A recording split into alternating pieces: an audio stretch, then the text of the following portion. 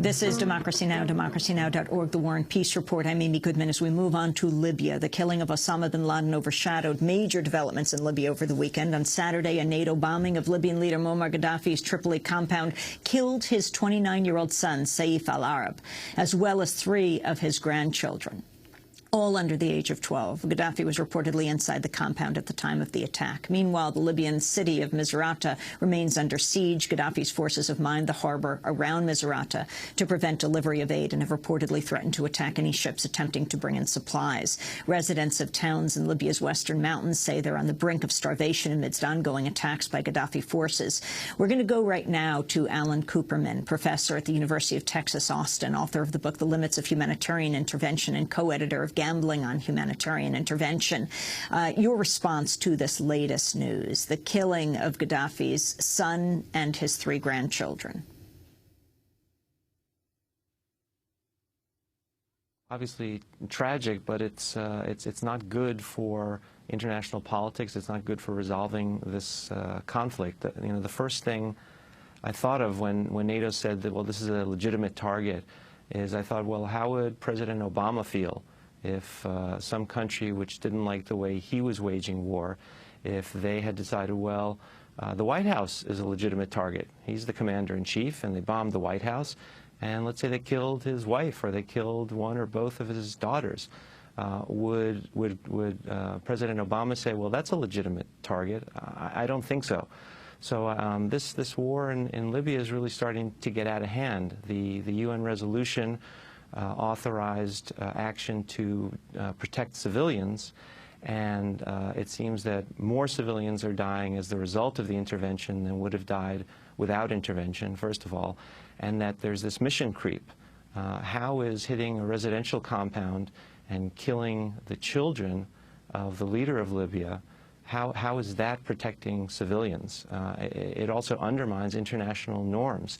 I mean, there's norms. You don't go after the children of leaders and the grandchildren of leaders. And if you hit them by mistake, you should say it's a mistake and apologize. So I mean, I think this is, you know, violation of norms and counterproductive for the goal of protecting non-combatants. You have written, Alan Kuperman, that the U.S. and NATO have attacked Libya under false pretenses. Can you explain? Well, the argument that was made by the president in his address to the nation is that he supported intervention and NATO intervened because there was going to be a bloodbath.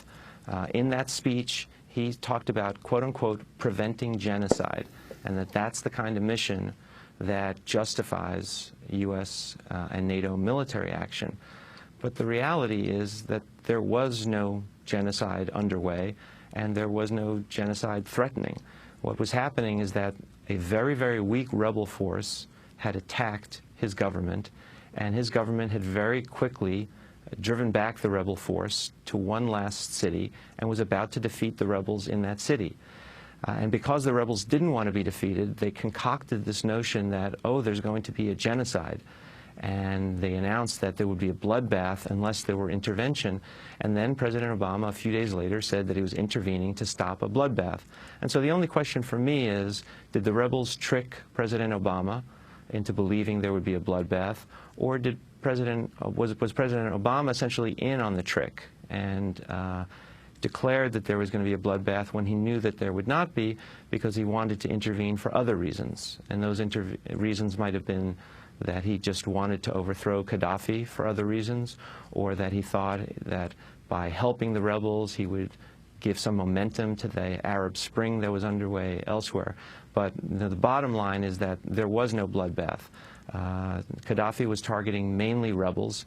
This comes out of the, this is proved by the data that comes from Human Rights Watch, which showed that in the main city under siege in the center of the country, Misrata, of the people wounded there, only 3% were women.